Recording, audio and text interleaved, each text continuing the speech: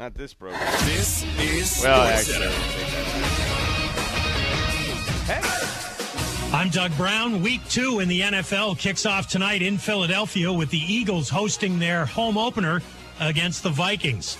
ESPN's Todd Archer reports Cowboys wideout Brandon Cooks has a slight knee sprain, but may be able to play Sunday against the Jets. The Bills will host the Raiders on Sunday. That'll be Buffalo's home opener after their Monday night loss against the Jets. Bills quarterback Josh Allen turned the ball over 4 times in that game. ESPN's Dan Orlovsky. Someone's going to have the courage to sit there and go, Josh, we got to grow up. You're one of the best players in the league. Absolutely. You are unquestionably our best player. But when we get reckless with the football, we hurt our football team. And that has Do I sound really loud? Stop. Yeah. Dan Orlovsky on Get Up. The Red Sox fire Chief Baseball Officer Chaim Bloom today after 4 years on the job. In those 4 years, Boston finished last twice and could finish there a third time. Red Sox and Yankees playing a split doubleheader today, 5th inning at Fenway. Boston leads it 1-0. Let's go, Boston. It's a battle for Think the bottom, O'Reilly Auto people. Parts for all your car care needs. They're close, convenient, and have the parts you need fast, along with excellent customer service from professional parts people you can trust. Stop by your local O'Reilly Auto Parts today or visit O'ReillyAuto.com. Live from Sliders in Southington, this is a Rob Dibble Show football party. Who's ready for some football? Professional football in America is a special game. Where is it? The game. Where is it? All right, Wilkins got Wolodarski open in the end zone. He throws it. Catch it, catch it. It's complete. Touchdown! All right. Here comes the kick.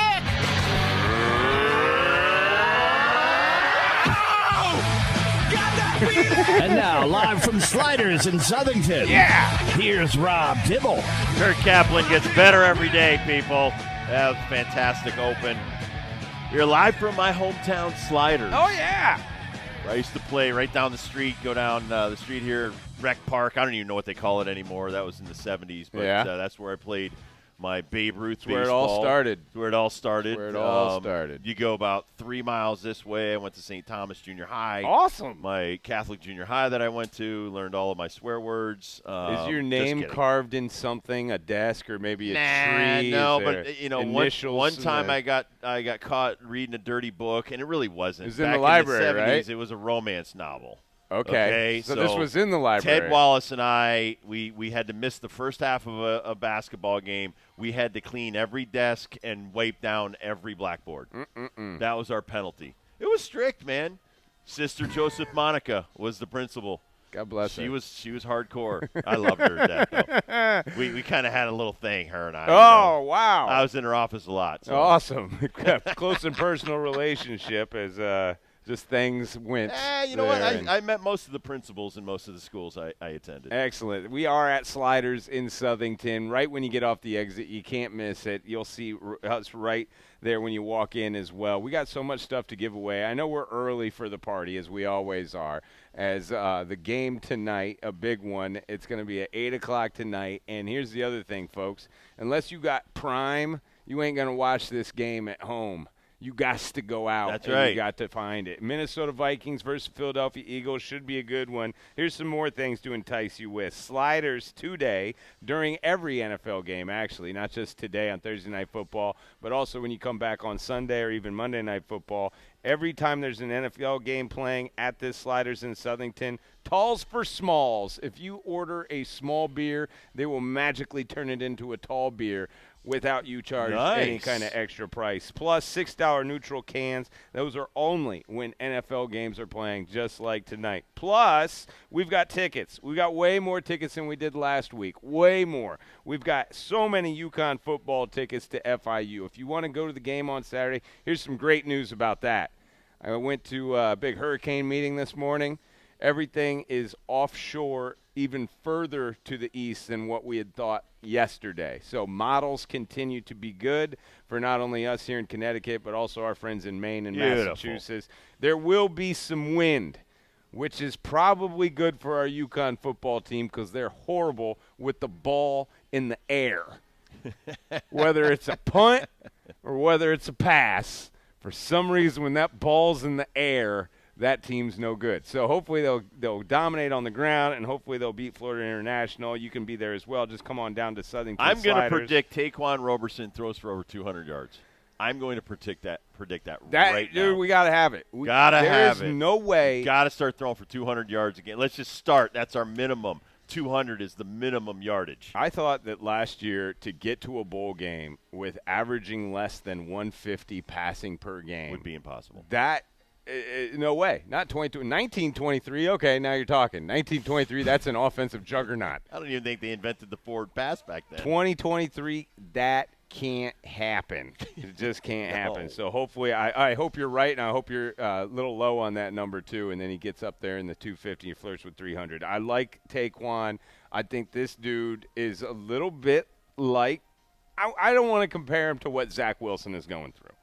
However, if you know the story of UConn football quarterback, and this guy in particular, this guy won the job last year. Took him down the field, lasted, I would say, about 7 more plays than Aaron Rodgers did. And then all of a sudden he was gone, and it was Zion who took over and did a great job. Then we get to this offseason, and it was Joe Fagnone who ended up Fagnano. You and the Italian stuff. I'm so bad at those names. Yeah, you got to. If I use my hands, maybe I will get it right. Talk like Fagnano. So when Fagnano went down and he broke his shoulder last week, that opened the door for Taquan to step right back in that role. So I'm really rooting for that kid, man, just because of that little window of his football story, and it's not even close to being over. But we got to win on Saturday because Duke is coming to town after that, and I don't want to be no 0-3 and talk to all my Dukies down south about how they're going to get their butts kicked. I have no clout. 1-2. Maybe I got a little something, and I'll give them everything I can. And I want to see just a good game to know that we are going to be competitive in the next one against that ACC foe. Not only that, Tibbs, we got Neo tickets. Neo is going. Where's it going to be? Xfinity, Jenna? Xfinity Theater down in Hartford. So we got tickets for you to that. But I'm really excited to give this set of tickets away. Our friends at the Big E are hosting John Fogerty tomorrow. That's a big show at the Big E and the big entertainment. The lineup starts tomorrow. Actually, the Big E starts tomorrow. And old John Fogerty, Mr. CCR himself, kicking it off. Coach. If you can't make it to that show, the Dibble Show has got you. We have got pairs of tickets to John Fogerty's next Connecticut visit, which is down in Bridgeport at the Hartford Healthcare Amphitheater. So Fogerty, Neo, UConn, great beer specials.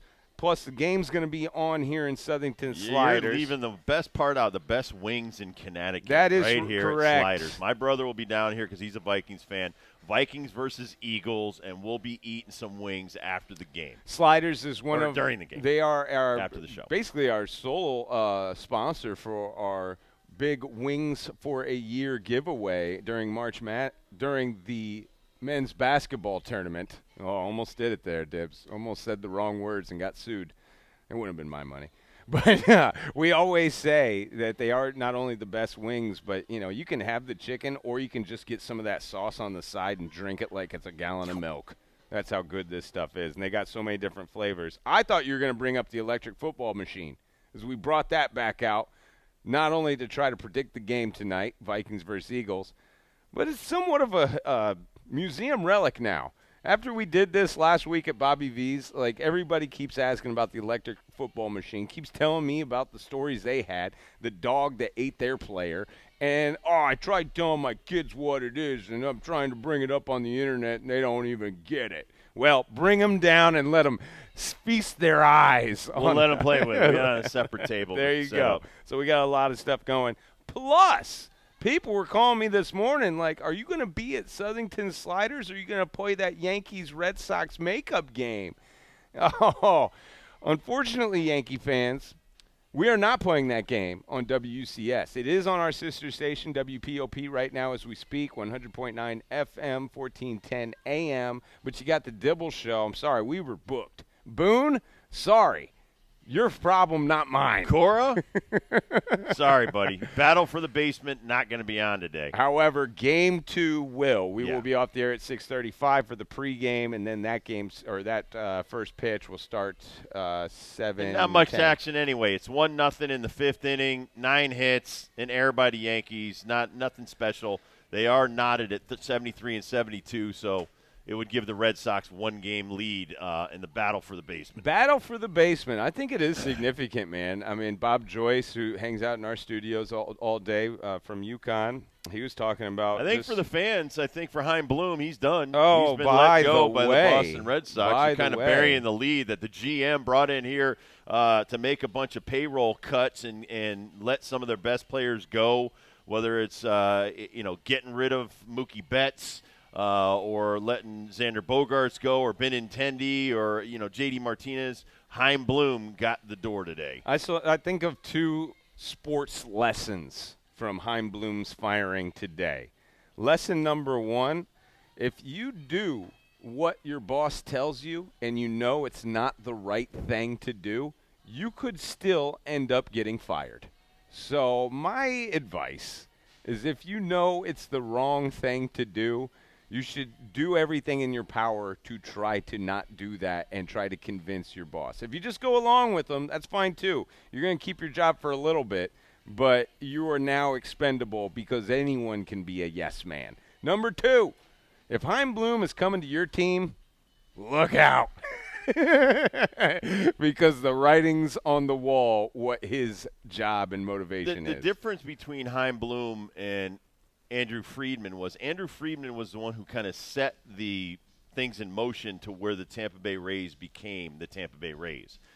Great drafting, great evaluating at the minor league level. This is something that a lot of organizations were kind of forced to go away from because they were kind of given marching orders in a different direction. So now you see the effects of weak minor league systems. And a lot of these teams are struggling. And the teams that are doing well are the teams that don't have very high payrolls, but they have really good minor league systems. Then you sprinkle in some free agency guys. You don't even have to throw $300 million at them, and you're going to be very competitive. The problem with the Red Sox was they cut and slashed way too many guys. They tried to bring in some B-level free agents at a cost-cutting measure, and they just haven't produced for them. And then the guy that's going to get fired, you can't fire the players, especially when they're guaranteed so much money. So you have to end up either trading some of those bad deals. Like Billy Epler is in trouble, I think, with the Mets. Billy Epler brought in Verlander, brought in Scherzer, brought in all these guys, and none of it paid off. And then you quickly turned them around. Now, if those prospects turn around, and I was watching the game last night, the prospects that they got in return for Verlander and Scherzer are doing well in the minor leagues right now. That might save him. But for Chaim Bloom, the guys you traded or let walk and the guys you got in return, if they don't pay dividends for you, you end up getting the door. And listen, I'm telling you right now, and now another big story that we're following as well is Jason Dominguez is set for surgery. Some people are saying, should he get the Trevor Story version of Tommy John, where you wrap that ulnar collateral ligament and you basically put a brace inside the body? What do you think? Bryce Harper looks like he's Bryce Harper again. That's the regular Tommy John surgery. He came back in 5 months. Who just got the brace? Trevor Story does not look like the old Trevor Story, although like a lot of that old Trevor 200. Story was Colorado. So we don't know. We may not know for another year whether or not it worked or not. But for Jason Dominguez at 20 years old, I do the original Tommy John surgery because when I see what Shohei Ohtani came back and did, what Bryce Harper is doing as an everyday player that's gotten that surgery, I'm pretty comfortable with getting the regular one that you might be out 9 to 12 months, but most of these everyday guys come back in 5 to 6. We just ended the 5th inning in Game 1. Like Dib says, it's still a 1-0 lead for the Boston Red Sox. We're partying here with Bud Light for Thursday Night Football. We got more swag than we know what to do with it. Josh It's awesome. from Bud Light just brought a whole mountain and of Mick koozies. Mick Ultra, I'll tell you what, that backpack, that's worth fighting over here if you come to Sliders. It is a cooler backpack. Awesome. It's perfect for any kind of sneaking action. That's what I think. And we about still have the sneak a beer couple of in trail, somewhere. the tailgating chairs to give away as well. So we got all kinds of great stuff to give away for you. And don't forget the Bud Light talls for smalls. You order the small Bud Light, and you will get the tall for no extra charge here during Thursday night. You got football. these great beer glasses from Mick Ultra as well. Oh, I didn't even. These are like flutes, dude. I'm afraid that you these throw are gonna, those in the freezer. They're going to throw your fall beer down, in it, and they're awesome. Break them. They're too sleek for the Rob See, Dibble show. That's not true, man. You got to use them. Too classy. Just because it looks like a Ferrari doesn't mean you have to park it in your garage, dude. That you wanna be watching some football and drinking out of your Mick Ultra glass. Vikings Eagles tonight. What you got? What do you think? I think Eagles, but I think it'll be a good game. You do? Yeah. Listen, Kirk Cousins threw for a couple touchdowns and 350 last week. I mean, he's going to be fine. You got the best wide receiver in football. That's going to be the battle. Is tough Slay versus Jeffries. Tough to beat Philly, man. I think Philly's going back to the Super Bowl. I really do. So I'm interested to see who they replace at center for Minnesota. I think that's a big deal, especially going up against those monsters that the defensive line of Philadelphia is bringing up. But if they can protect and give Kirk Cousins a little bit of time in the pocket, there are two defensive backs, not named Darius Slay, by the way, but two starting defensive backs for the Philadelphia Eagles who won't be in this game. So those injuries, I think, are significant, but somewhat balance each other out. I'm interested. I know that Kirk Cousins can throw the ball up, and Jeffries can. What's Jeffries' first name? Justin Jeffries. Justin Jefferson. Am I thinking of Jared Jeffries from the New York Knicks back in the day? Is that who I'm thinking of? Justin Jefferson. I know that Kirk Cousins can just throw it up, and he can run over anyone and go get it. That's fine. That's been proven. Can they run the football anymore? I don't know. And their loss to the Tampa Bay Buccaneers at home, that's sketchy. Now, on the flip side, the Eagles looked great in the first quarter against New England Patriots, and I felt like they just coasted for that win the rest of the time. I don't know if that offense is still the same offense after their offensive coordinator left and went to the Colts to be the head coach and Steichen. So I still think there's a bunch of question marks on every team, obviously, in the NFL. But this Thursday night football one is somewhat like most Thursday night football games go. A lot of injuries and people not going to play. Yep. The people who are playing. Fletcher Cox is questionable for the Eagles. Yep. Is he? Yep. Oh, gosh. That ain't good. That ain't Nope. good, man. This Thursday night football is really tough on the body. And this has been a thing since they Explain that, invented it. man. You need a full week to recover from the beating you took on Sunday. If you've ever been into a car crash, and, like, you walk away from the car crash, and it's all good. Like, oh, man, Dibs, you okay? I knew you were in a car crash. Yeah, I feel fine. And that was, like, the day after, the day of. Then the day after, I asked you the same thing, and you are totally busted up. Can't move. It's your lactic acid, the adrenaline's gone away. All that soreness kind of seeps into your body.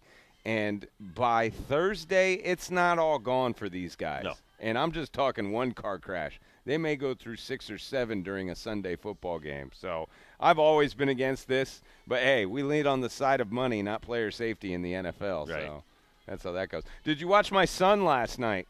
I did not. I actually watched the Vegas Aces. You watched the I watched the competition, dude. Sometimes you got to scout. All right, give me your scouting report. They're awesome. They're going to be tough to beat. They're awesome. They look like they're the Harlem Globetrotters, like they're playing with you. Now, they were taking on the Chicago Sky, right? Yep. And their record's below 500. I'm not expecting still, much. Man, they are just they're a primo super team.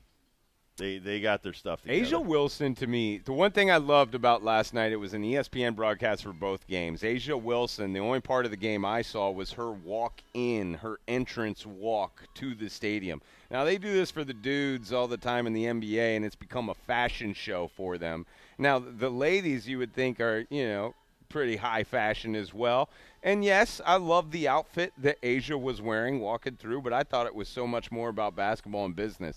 And just, like, having that camera in their face, it's something for them to get used to, but they are so good at it. Right. The in-game interviews that we all hate, the WNBA players are really good at it, actually.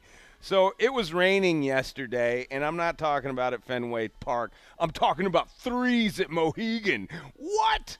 DeWanna Bonner was pulling from like 40 feet away.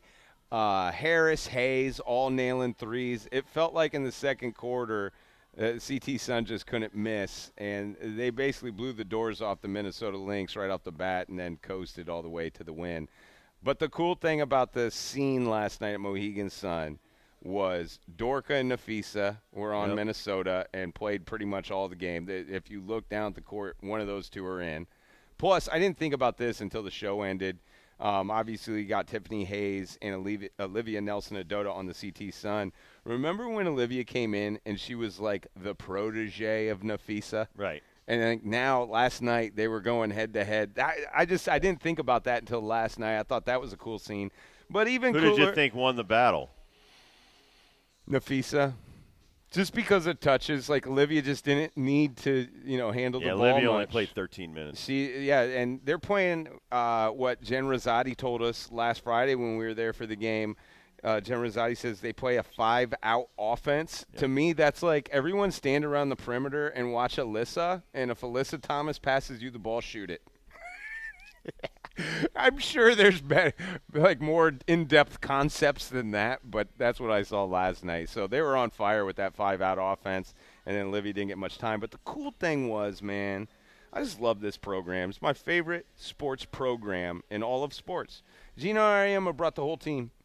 Everybody was sitting right there cheering on. Honestly, they were cheering for the Lynx a little bit. I was a little offended by that. They're but cheering for their former mates. Nafisa and Dorka. Yeah. How can you cheer against Dorka Juhas? Never. You can't do it. So all the girls were there, and then Gino was there, and CD was there, I think, too. So It was just a cool scene for the WNBA. CT Sun win. They're one win away. They got another one on Sunday to lock it up and move on in the playoffs. All right, we'll get you ready for Week 3 in college football, Week 2 in the NFL with Brandon Lang from BrandonLang.com, straight out of Vegas, one of the best money managers out there. And then next hour, we got Chaz. He's the cream puff man. That's right. And we'll get you ready for everything at the Big E, which starts tomorrow and runs through October 1st. It's the Rob Dibble Show with Ben Darnell, live from Sliders in Southington. We got all kinds of great giveaways for you, so you got to come down to get stuff and to win.